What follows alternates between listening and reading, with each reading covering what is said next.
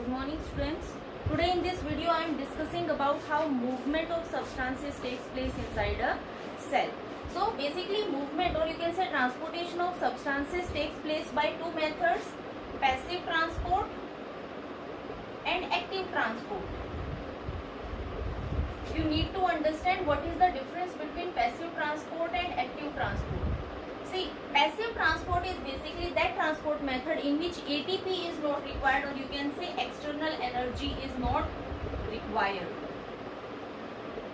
That's why we are using the word passive, without energy. And active transport simply means ATP is required. The movement of substances are taking place with the help of utilization of energy. Second thing is, passive transportation takes place from higher concentration of substances to their lower concentration. जहां भी substance की concentration ज्यादा है वो वहां से उसकी lower concentration की तरफ मूव कर जाता है. एक्टिव ट्रांसपोर्ट की मूवमेंट ऑपोजिट डायरेक्शन में होती है, means it is moving from lower concentration to higher concentration. Higher concentration to lower concentration movement को हम बोलते हैं टुवर्ड्स द कंसंट्रेशन ग्रेडियंट. हम इन बुक्स में आपको लिखा हुआ मिलेगा that it is towards the concentration gradient. Gradient means difference. Concentration difference की वजह से जो ग्रेडियंट फॉर्म होता है that is concentration gradient. Now lower concentration to higher concentration movement is known as against the concentration gradient. So passive transport में movement towards the concentration gradient होती है और एक्टिव ट्रांसपोर्ट में movement against the concentration gradient होती है. अगला difference इनमें क्या है? पैसिव ट्रांसपोर्ट की जो मूवमेंट होती है बेसिकली जब दोनों में इक्वल कंसंट्रेशन हो जाएगी, there will be equalization of concentration and at that time movement will stop. जब दोनों सैंपल्स में आपके में इक्वल कंसंट्रेशन होगी उस टाइम पे पैसिव ट्रांसपोर्ट स्टॉप हो जाता है. एक्टिव ट्रांसपोर्ट में ऐसा नहीं होता है, that means there is no equalization of concentration. Equal होने के बाद भी सब्सटेंसेस का मूवमेंट चलता रहता है. So this is how broad classification is there that passive transport is taking place and active transport is taking place. हम discuss करने वाले हैं कि पैसिव ट्रांसपोर्ट के कौन कौन से मेथड्स होते हैं और सेल का उसकी मूवमेंट पे क्या इफेक्ट पड़ता है. See we are having different methods और different process of passive transport. For example diffusion, osmosis, ये आपने पहले भी सुना है. Now what is diffusion? Diffusion simply means movement of substances are there from their higher concentration of lower concentration. यहाँ पर movement किसकी होती है? movement can be of solid, liquid or it can be of gas. How? Suppose I am having two chambers, chamber A and chamber B. Both the chambers are containing solution. Chamber A is having higher concentration of solution. Suppose it is having 15 ml of solution and chamber B is having 10 ml of solution. So I can say chamber A is having higher concentration as compared to chamber B. That means यहाँ पर जो molecules present हैं उनकी kinetic energy ज़्यादा है. अगर molecules का number ज़्यादा है तो obviously उनके पास kinetic energy भी ज़्यादा होगी. So this kinetic energy is helping in the movement of substances. जहाँ kinetic energy ज़्यादा होगी वहाँ से substances move कर जाएंगे जहाँ पर energy कम होगी. So movement will be from chamber A to chamber B. That means higher concentration to lower concentration. अब ये movement कब तक होने वाली है? जब तक chamber A और chamber B में equal concentration नहीं हो जाती है तब तक movement होती है. Equal concentration होने के बाद suppose equalization of concentration has taken place. अब यहाँ से कोई भी सब्सटेंस इधर डिफ्यूज नहीं होगा. सो this is how diffusion is taking place. Now the second method is osmosis. Osmosis वैसे ही फंक्शन करता है जैसे कि डिफ्यूजन फंक्शन करता है, but there is a little bit difference. Difference क्या आता है ऑस्मोसिस में? यहाँ पर सिर्फ सॉल्वेंट की मूवमेंट होती है. डिफ्यूजन में हम बात कर रहे थे movement can be of solid, liquid और gas. Here we are saying there is movement of solvent only. Movement कहां से कहां तक होगी? Again from higher concentration to lower concentration, plus there is requirement of a special characteristics that is semi permeable membrane.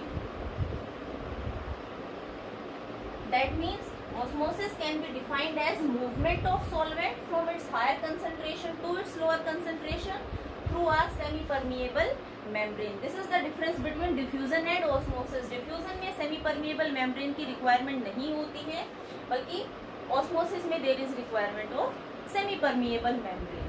Now, the main thing was you were facing the problem in understanding how a cell will function or what will be the effect on a cell when it is placed in different type of solutions. तो उसका answer क्या है? It is depending upon osmosis. So, let me take the things. अगर हम किसी भी cell को different type के सॉल्यूशंस में रखते हैं तो सेल के साथ क्या होता है? What will be the effect on the cell? Suppose this is a beaker and this beaker is having a cell. मैंने इस beaker में एक cell place की है and this beaker is filled with a solution. I am saying this beaker is filled with a hypotonic solution. What do you mean by this hypotonic solution? Hypotonic solution का मतलब है cell के comparison में जो बाहर वाला solution present है उसके अंदर सॉल्यूट्स की कंसंट्रेशन कम है, या फिर मैं ये बोल सकती हूँ that concentration of solvent is high. So simply hypotonic solution means solvent concentration is high and solute concentration is low. किसके कंपैरेटिवली? जो कि सेल हमने इस बीकर में प्लेस की है उसके comparatively. So inside the cell the concentration of solvent is less and solute concentration is more. Outside the cell the concentration of solvent is more and solute concentration is less. और osmosis में हमने अभी अभी देखा movement किसकी होगी? Solvent की movement होगी. कहाँ से? हायर कंसंट्रेशन से लोअर कंसंट्रेशन. यहाँ पर सिचुएशन क्या है? सॉल्वेंट की कंसंट्रेशन कम है. दैट मीन्स बाहर वाले सॉल्यूशन से सॉल्वेंट अंदर की तरफ मूव करने वाला है. सो जब भी हम एक सेल को हाइपोटोनिक सॉल्यूशन में प्लेस करते हैं so the solvent is going to move inside the cell, और जब बहुत सारा सॉल्वेंट सेल के अंदर मूव करेगा तो size of the cell will enlarge and the cell will swell. That means अगर मैं किसी सेल को हाइपोटोनिक सॉल्यूशन में रखती हूँ तो सेल का साइज इंक्रीज हो जाता है. Now there is a difference. अगर तो ये एक एनिमल सेल है तो animal cell is only having one membrane, cell membrane. वहां पर सेल वॉल नहीं होती है. तो जब तक सेल मेम्ब्रेन स्ट्रेच होगी तब तक सेल स्वेल होगी और उसके बाद वो बर्स्ट हो जाएगी. और अगर ये एक प्लांट सेल है तो प्लांट सेल बर्स्ट नहीं होती है क्योंकि प्लांट सेल के बाहर सेल वॉल प्रेजेंट है and this cell wall will resist the bursting of the cell. So this is the first condition that is helping in when we are placing a cell in hypotonic solution. Now what will happen if I place the cell in hypertonic solution? Again I am taking a beaker. Inside this beaker a cell is present, a solution is present in the beaker, and now I am saying I have taken a hypertonic solution. What this hypertonic solution means? This hypertonic solution means it is containing higher concentration of solutes and low concentration of solvent as compared to cell. That means inside the cell concentration of solvent is more and concentration of solute is less. Again same process is taking place. The solvent is going to move from higher concentration to lower concentration. That means from inside the cell to outside. तो जब cell के अंदर से solvent बाहर की तरफ move करने वाला है तो सेल का साइज छोटा होगा and the cell will start shrinking. So whenever we are placing a cell in hypertonic solution, shrinking of the cell takes place. Now shrinking of the cell के साथ एक इम्पॉर्टेंट प्रोसेस कंबाइंड है that is known as plasmolysis. Plasmolysis of the cell take place. What do you understand by plasmolysis? Plasmolysis का मतलब है जब भी हम एक सेल को hypertonic, suppose this is a cell जब भी हम सेल को हाइपरटोनिक सॉल्यूशन में रखते हैं, उसके अंदर का जितना भी सॉल्वेंट है वो बाहर की तरफ मूव करेगा, सेल की श्रिंकिंग होगी।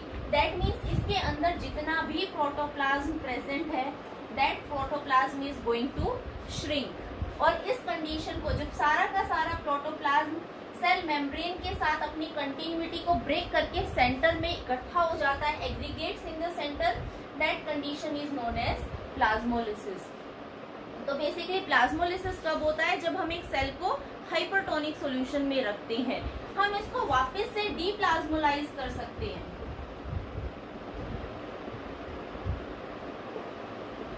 डीप्लाज्मोलाइज मीन्स अगर वापस से मैं इस सेल को हाइपोटोनिक सॉल्यूशन में रखती हूँ, दैट मीन्स ये वापस से सॉल्वेंट रीगेन करने वाली है and it will come into its original form. Original form means this protoplasm is again going to swell up, वापस से स्वेल होगा because of the gain of the solvent, और वापस से ये सेल वॉल की इंटीग्रिटी के साथ मेंटेन हो जाएगा। सो हम एक सेल को डिफरेंट सॉल्यूशंस में रखकर उसकी प्रॉपर्टीज को चेंज कर सकते हैं। Now the third one is isotonic solution. अगर मैं एक सेल को आइसोटोनिक सॉल्यूशन में रखती हूँ तो सेल के साथ क्या होता है? Suppose this is the solution and this is the isotonic solution.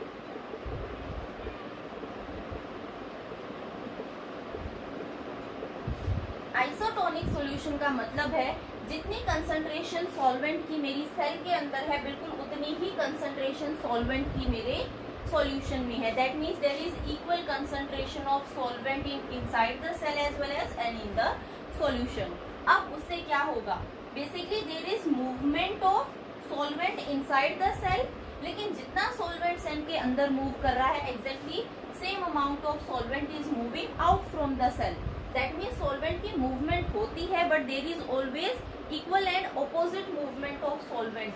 So I can say the net movement is 0, क्योंकि अगर हम बाहर से देखते हैं तो हमें लगता है कि मूवमेंट नहीं हो रही है, but movement is taking place and that is in equal concentration. So net movement is 0 और सेल के ऊपर कोई भी इफेक्ट नहीं आएगा। So when I am placing a cell in isotonic solution there will be no effect on the cell. ना तो cell shrink होगी और ना ही वो स्वेल होगी। This is how cells are affecting when we are keeping them into different type of solutions. Thank you.